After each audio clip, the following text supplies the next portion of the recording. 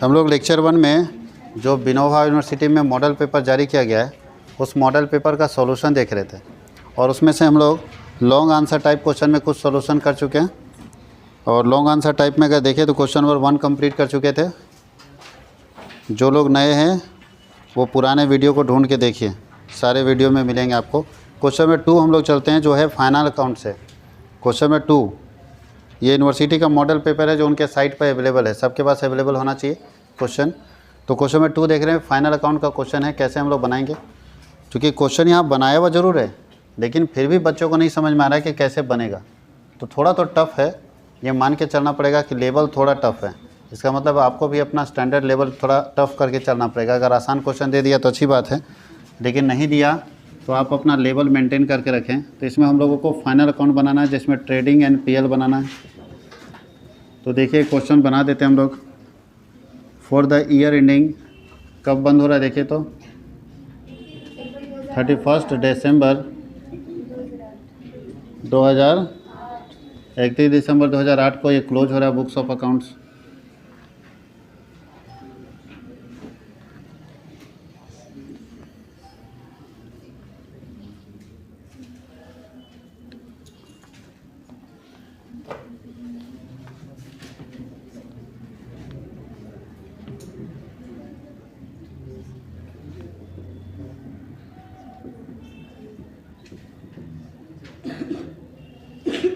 ये हमारे पास ट्रेडिंग और पीएल का बैलेंस अपने पास है। और दूसरा इसमें थोड़ा सा आइटम ज़्यादा जाएगा, ध्यान दीजिएगा, क्योंकि बहुत सारा इन्फॉर्मेशन आपके पास है, दोनों साइड भरा पड़ा है। और दूसरा है बैलेंस शीट।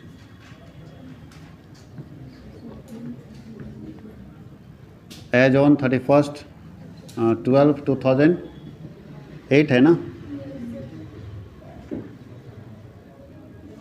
31 दिसंबर 2008 को आपके पास बैलेंस शीट का फॉर्मेट दिया हुआ है। बैलेंस शीट में कौन कौन से आइटम्स जाएंगे वो देखना है।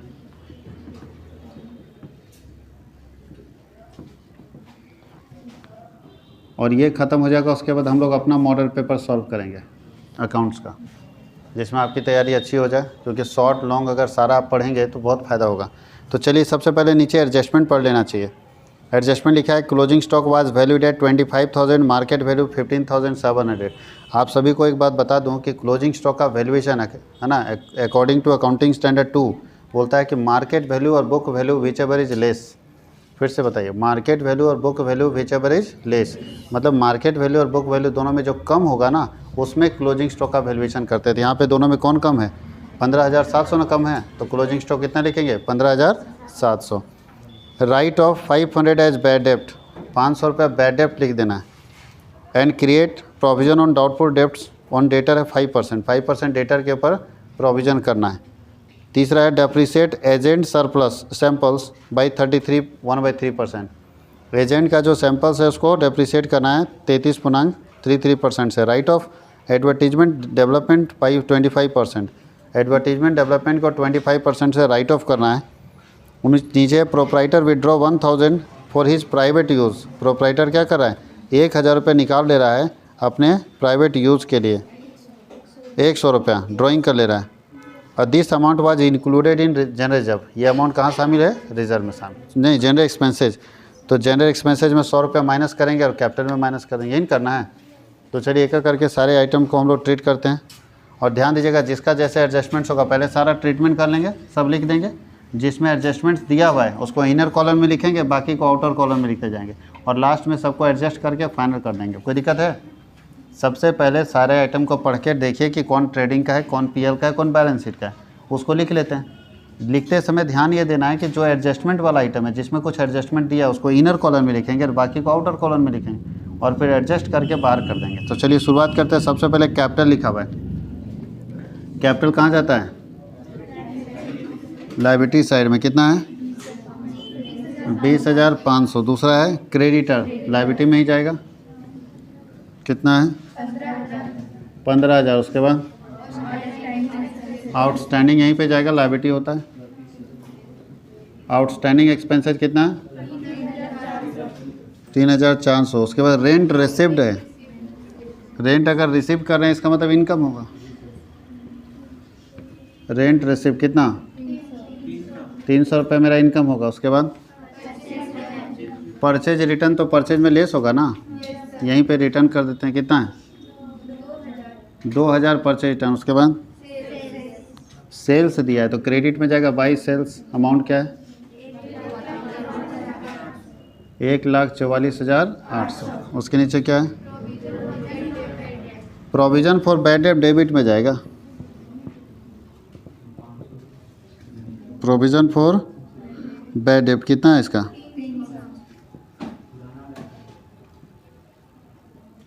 300 ना। चलिए उसके बाद ये पुराना लेकिन बैड डेप्ट है, इसको लेस करेंगे। ये पुराना बैड डेप्ट है, इसको क्या करेंगे जानते हो, लेस करेंगे बैड डेप्ट के साथ। यहीं पे कर देते हैं less old provision, old provision. इसको आप क्रेडिट में भी लिख सकते हो, अगर लेस नहीं करना चाहते हो तो क्रेडिट साइड में लिख दो, आंसर तब भी वही आएगा, लेकिन सही है लेस करने का। उसके बाद एडवर्टाइजमेंट डेवलपमेंट, एडवर्टाइजमेंट डेवलपमेंट मेरा एसेट्स होता है, इसको एडवर्टाइजमेंट सस्पेंस भी बोलते हैं। कितना है अमाउंट बताइए, ध्यान दीजिएगा, ये डेप्रिशिएट होगा 25%, तो अंदर में लिख के छोड़ दिए। उसके बाद पढ़िए क्या है प्लांट एंड मशीनरी हमारा एसेट्स होता है। P + M कितना है, इसमें एडजस्टमेंट डेप्रिसिएशन है क्या, नहीं है ना, तो पूरा बताइए अमाउंट 10,000 पार हो जाएगा। उसके आगे गुडविल भी हमारे एसेट्स में जाता है, कितना 2,500। उसके बाद एजेंट सैंपल भी एसेट्स होगा, कितना 1350। चलिए उसके आगे ओपनिंग स्टॉक ट्रेडिंग के डेबिट में जाएगा, तो ओपनिंग स्टॉक कितना 16,000। उसके बाद डेटर्स, तो डेटर अंदर में रहेगा, प्रोविज़न है ना इसमें, डेटर्स कितना 7,300। उसके बाद कैश एट बैंक कितना, और कैश इन हैंड भी है, कैश इन हैंड कितना केवल 55 रुपया है। ड्राइंग्स तो यहाँ पे कैपिटल में माइनस होगा ना, ड्राइंग्स 2500, कोई दिक्कत नहीं, यहाँ तक कोई दिक्कत है। अब चलते हैं दूसरे साइड से, देखिए परचेजेज मिला, तो परचेज यहाँ डेबिट में लिखेंगे, टू परचेजेज कितना 85,000, तो 85 में 2 जाएगा तो कितना बचेगा 83,500। उसके बाद कैरेज इनवर्ड यही ना जाता है, कैरेज इनवर्ड कितना 750। उसके बाद वेजेज भी यहीं जाता है, वेजेज में कुछ है नीचे ना, नीचे वेजेज में कुछ नहीं ना है। चलिए वेजेज कितना है 11,500। उसके बाद अलग अलग है ना, पावर कितना है 4,000। उसके बाद डेप्रिसिएशन ऑन मशीनरी तो यहीं जाएगा, डेप्रिसिएशन ऑन यानी मशीनरी पर डेप्रिसिएशन लग चुका है, कितना 500। उसके बाद सैलरी पीएल के डेबिट में ना जाएगा, तो सैलरी कितना, सैलरी में कुछ एडजस्टमेंट है क्या, नहीं है। चलिए बताइए सैलरी कितना है 17,200। उसके बाद डिस्काउंट रिसिप्ट इनकम है मेरा, डिस्काउंट रिसिप्ट कितना 900। उसके बाद जनरल एक्सपेंसेस, जनरल एक्सपेंसेस कितना है 4,100। उसके बाद प्रीपेड एक्सपेंसेस एसेट में जाएगा,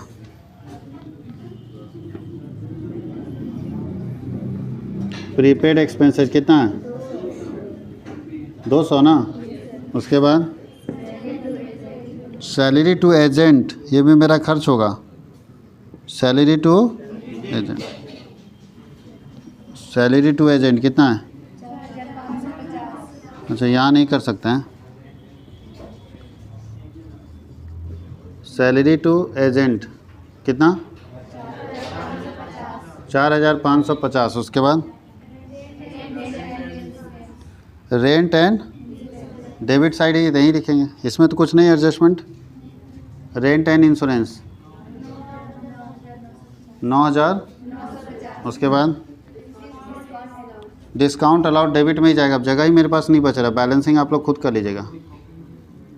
डिस्काउंट अलाउड कितना 2,500। उसके बाद सेल्स रिटर्न जाएगा, यहाँ पे लेस होगा ना 300 रिटर्न लेस हो जाएगा तो बचेगा 1,44,500। और लास्ट क्या है, एजेंट को कमीशन दे रहे हैं तो डेबिट साइड ही ना जाएगा। इधर कमीशन टू 1,445। यहाँ तक कोई दिक्कत है। अब नीचे चलते हैं एडजस्टमेंट में। पहला एडजस्टमेंट क्या बोलता है कि क्लोजिंग स्टॉक 25,000 का है और मार्केट वैल्यू 15,700 है। तो हम आपको बता दें कि मार्केट वैल्यू और book value which ever is less, दोनों में जो कम होता है उसको लेते हैं। तो दोनों में कम कौन है, तो लिखो बाई क्लोजिंग स्टॉक कितना 15,700 और यही वाला क्लोजिंग स्टॉक का वैल्यू यहाँ पे आएगा। Closing stock 15,700। कहीं कोई दिक्कत है। चलिए उसके नीचे क्या पढ़िए, दूसरा क्या, राइट ऑफ 500 बैड डेप्ट। यहाँ देखो डेटर में सबसे पहले बैड डेप्ट को लेस करेंगे 500, मतलब 500 मेरा डूब गया तो 7300 में 500 डूब गया तो 6800 बचा। 6800 में बोलता है कि और डूबेगा, चांस भी है डूबने का, प्रोविज़न उसको बोलते हैं। 500 श्योर डूब गया, उसके बाद कितना % प्रोविज़न है, तो 5% किसका 6800 का ना, और 6,800 का 5% निकालेंगे कितना आएगा 340 आएगा। तो 340 रुपये और डूबने का चांस है। मतलब देखो डेटर था कितना 7300, इसमें से 500 बैड हो गया मतलब डूब गया। कल बता रहे थे ना 3 तरह का डेटर, ये बैड हो गया श्योर। उसके बाद ये डाउटफुल है तो डाउटफुल माइनस करके एग्जैक्ट लिखेंगे कि गुड डेटर मेरा कितना है, गुड डेटर यहाँ निकलेगा 6 4 10 4 6460 रुपया गुड डेटर है। अब ये जो 500 और 340 है उसको यहाँ पे ध्यान दीजिएगा, यहाँ लिखेंगे टू बैड डेप्ट। बैड डेप्ट कितना है 500, इसमें न्यू प्रोविज़न कितना किए 300, तो जोड़ देंगे तो 840 आएगा ना। 840 में 300 लेस करें कितना आएगा 540। अब थोड़ा ध्यान दीजिएगा, यहाँ पे भी ट्रीटमेंट हो गया वहाँ पे भी हो गया। कोई दिक्कत है, कोई दिक्कत। उसके आगे पढ़िए क्या है,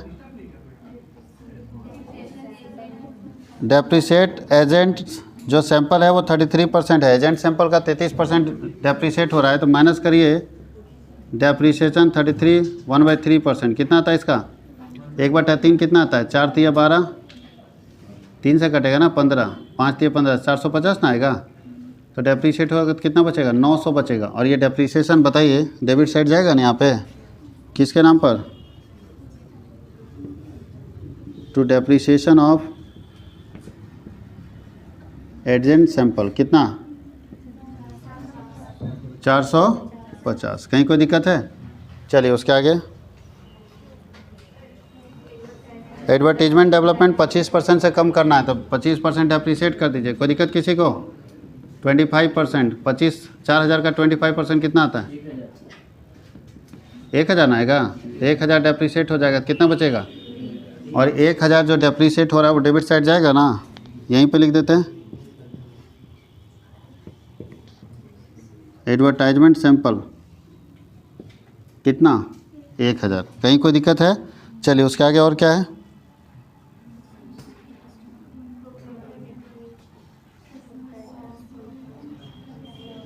लिखा है प्रोप्राइटर 100 रुपये निकाल रहा है प्राइवेट यूज के लिए जो जनरल एक्सपेंसेज में थे। यहाँ माइनस कर दीजिए ड्राइंग के नाम पर, ड्राइंग्स 100 रुपये ड्राइंग कर रहा है तो बाहर कितना जाएगा 4,000। और ड्राइंग को हम लोग क्या करेंगे यहाँ पे लेस कर देंगे ना, ड्राइंग 100 रुपया हो जाएगा तो बाहर कर दो कितना आता है जी। इस हिसाब से देखें तो 18,000, ये 17,900 आ जाएगा। अब आपसे बन सकता है क्वेश्चन, बैलेंसिंग कर सकते हैं ना। सबसे पहले बैलेंसिंग आप लोग खुद कर लीजिएगा, टोटल करेंगे उठाकर यहाँ लाएंगे, यहाँ मेरा निकलेगा ग्रॉस प्रॉफिट, ग्रॉस प्रॉफिट हो रहा है ना, हाँ देख के तुम लोग छाप दोगे हम जानते हैं। और इधर बाई ग्रॉस प्रॉफिट BD होगा, यहाँ पे लिखेंगे और फिर बैलेंस करके यहाँ नेट प्रॉफिट निकालेंगे। नेट प्रॉफिट को इसमें क्या करना है जोड़ देना है, दोनों साइड क्या होगा बराबर हो जाएगा। कोई दिक्कत किसी को।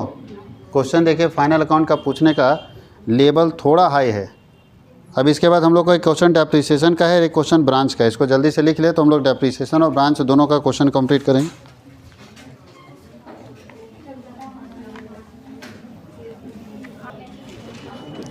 अब देखते हैं हम लोग क्वेश्चन नंबर 3 में क्या दिया हुआ है।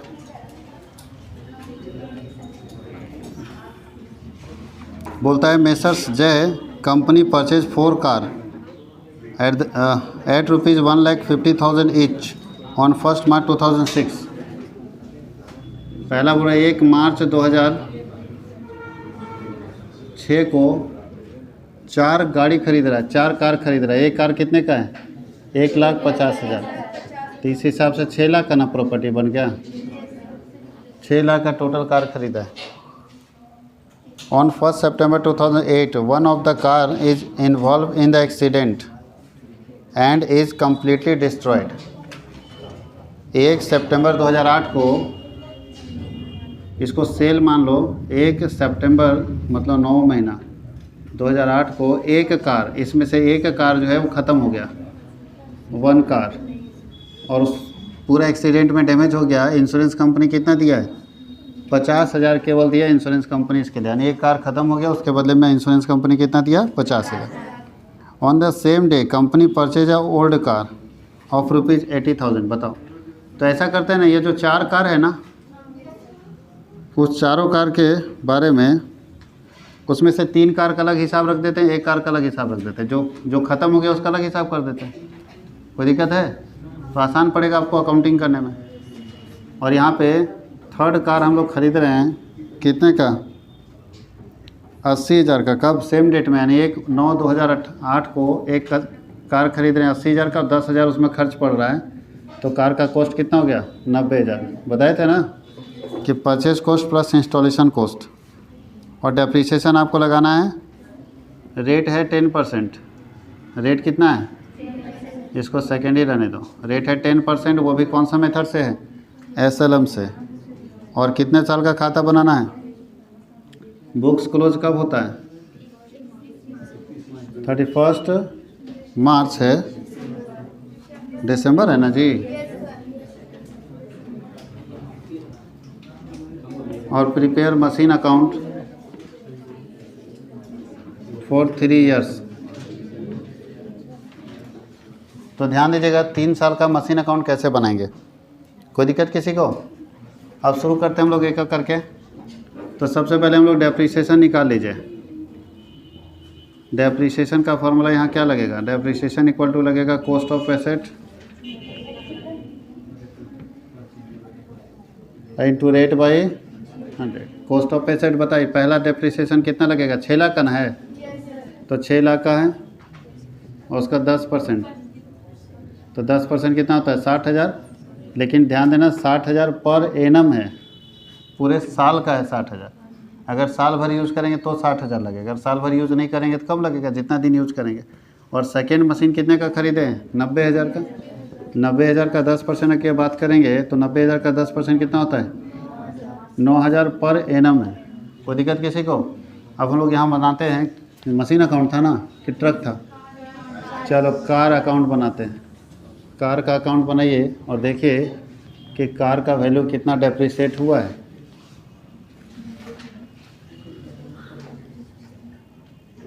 यहाँ LF आप चाहेंगे तो JF लिख सकते हैं।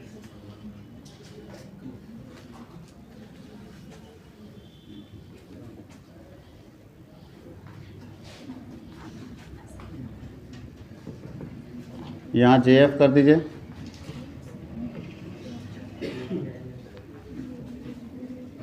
Date rupees JF।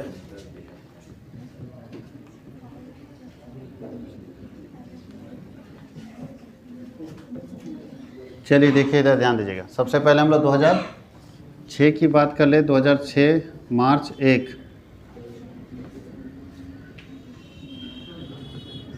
To bank account, to bank. कोई दिक्कत किसी को? कितने का? 6 लाख का। कितने का है? 6 लाख। हम लोग कितना कार खरीदे हैं? 4 कार खरीदे हैं। ध्यान दीजिएगा, चारों कार के एक साथ रख रहे हैं। अब बताइए इसका खाता कब बंद होगा? 2016 में दिसंबर 31 को। इस बीच में और कुछ हुआ है? एक 2008 में कुछ हुआ है, तो 2006 में तो कुछ नहीं हुआ, इसका डेप्रिसिएशन लगेगा बाई डेप्रिसिएशन। अब बताइए कि डेप्रिसिएशन कहाँ से लगेगा? मार्च से दिसंबर कितना महीना होता है? 10 महीना होता है। ये डेप्रिसिएशन कितने दिन का है? ये साल भर का ना है। तो साल भर का अगर किसी का 60,000 हो तो 10 महीने का 10/12 होगा, 12 25 60 यानी 50,000 हो जाएगा। तो डेप्रिसिएशन कितना लग जाएगा? 50,000। तो बता दो भाई कितना बचता है? 6 लाख था और 10 महीने का डेप्रिसिएट हो गया तो बचेगा 5 लाख। ये निकलेगा बाई बैलेंस CD और CD को इधर BD करेंगे। 2017 जनवरी 1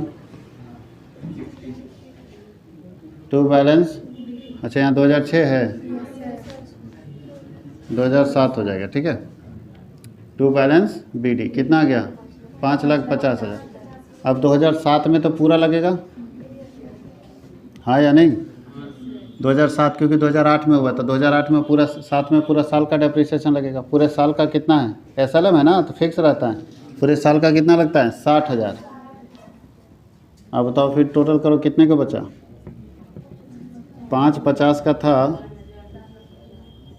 550 में 60,000 चल जाएगा तो बचेगा 4,90,000। ये होगा बाई बैलेंस CD और CD को इधर करेंगे 2008 जनवरी 1 को टू बैलेंस BD होगा कितने का है? 4,90। अब 2008 में बेच रहे हैं, लेकिन अभी कब बेच रहे हैं? सितंबर 1 को बेच रहे हैं। तो एक बात बताइए, सितंबर 1 को और एक ही मशीन डैमेज हो रहा है, तो ये कितने मशीन का वैल्यू है? तो 4 से भाग देंगे तो एक मशीन का निकल जाएगा, हाँ या नहीं? 4 से अगर डिवाइड कर दें तो एक मशीन का निकल जाएगा ना। तो एक मशीन का को हम बेच रहे हैं, तो एक मशीन को बेच रहे हैं तो एक मशीन का डेप्रिसिएशन निकालना है, क्यों? सितंबर तक। तो बताओ जनवरी से लेकर सितंबर कितना महीना होता है? इसी 1 सितंबर है, अगस्त तक ना जाएगा। 1 सितंबर को ना बेच रहे हैं तो अगस्त तक ना डेप्रिसिएशन आएंगे। तो जनवरी से अगस्त कितना दिन होता है? 8 महीना। तो लगाओ बाई डेप्रिसिएशन, ध्यान देना ये 8 महीने का है। और कितने मशीन का बाबू लोग? हाँ, एक कार का। तो बताओ एक कार का 8 महीने का कितना आएगा? इधर ध्यान देना, यहाँ पे समझोगे। 60,000 कितने कार का है? 4 कार का है। तो यहाँ हम लोग क्या करेंगे? 60,000 डिवाइड बाई 4, तो एक कार का निकल जाएगा। अच्छा ये साल भर का ना निकलेगा, फिर इंटू करेंगे कितना? 8/12। तो 4 दूनी 8, 2 से 6 बार में, इसका मतलब 10,000 आएगा। एक कार का 8 महीने का डेप्रिसिएशन कितना आएगा? 10,000। अब ध्यान देना है कि हम लोग बेच रहे हैं, तो बेचने से प्रॉफिट हो रहा है कि लॉस हो रहा है? तो पहले बताओ एक कार का वैल्यू कितना है? यहाँ देखो निकालते हैं। 4,90,000 है। कितने कार का है? 4 का। तो एक कार का कितना आएगा? 1,18,95 नहीं, कितना 90 आएगा जी? 4 दूनी 8, 1 4 दूनी 8, कितना रहा है?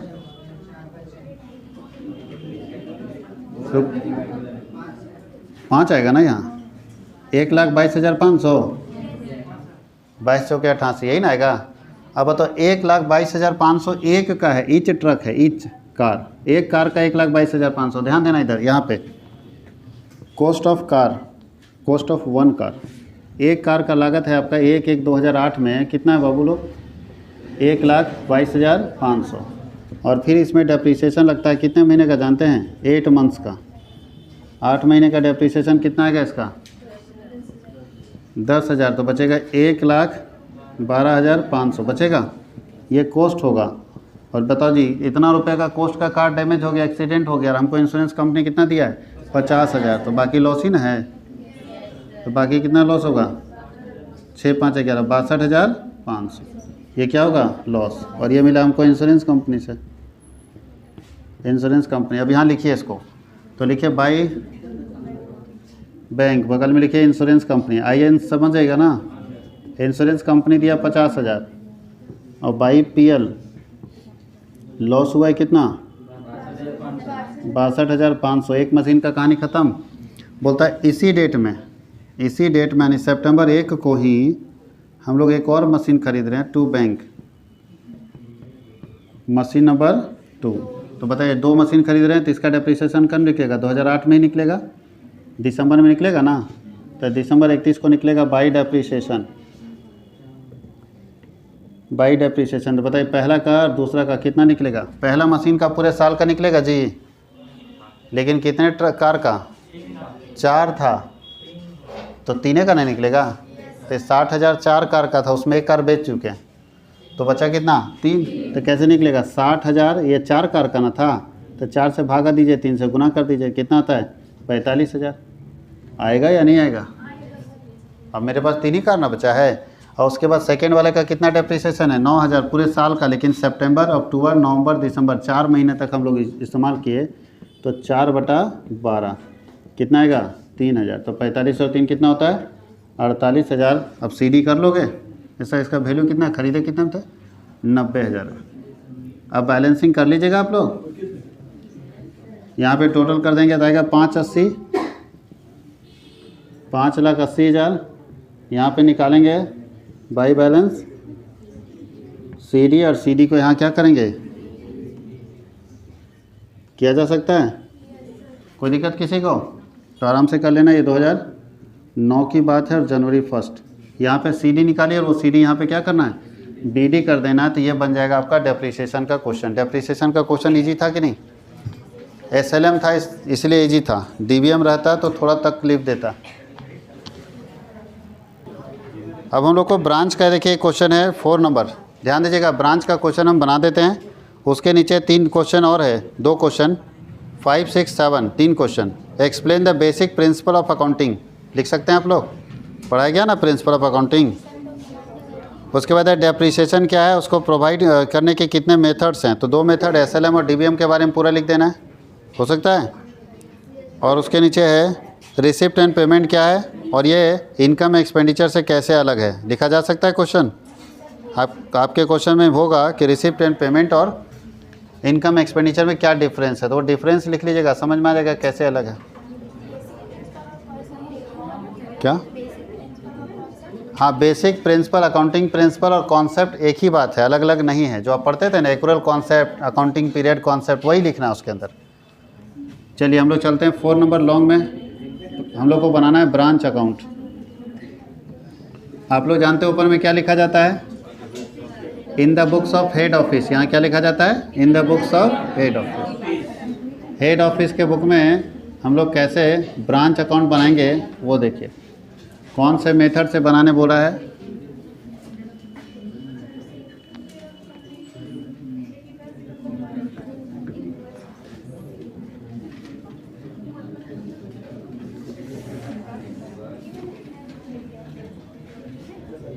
पढ़ते चले जाते हैं, देखिए क्या बोल रहा है। A head office in Jamshedpur has a branch in Raigarh Ranipat to which goods are invoice by the head office at cost plus 25% profit. On invoice price पर है। ऑल बोलता है all cash receipt by the branch is daily remitted to head office. जितना पैसा branch में आता है सब हेड ऑफिस को भेज देता है। सारे खर्चे हेड ऑफिस पेमेंट करता है। और कुछ आपके पास इन्फॉर्मेशन दिया हुआ है, आपको हेड ऑफिस के बुक में अकाउंट्स बनाना है। ओपनिंग स्टॉक दिया है, डेटर्स दिया है, गुड्स इनवॉइस दिया है। तो बताइए सबसे पहले ओपनिंग स्टॉक लिखते हैं। टू बैलेंस बीडी लिखेंगे। स्टॉक कितना ओपनिंग? 12,500। डेटर कितना है? Opening debtor 12,000। इनवॉइस पर इसको बनाना है, याद रखना। उसके बाद क्या है? गुड्स इनवॉइस यानी गुड्स सप्लाइड है।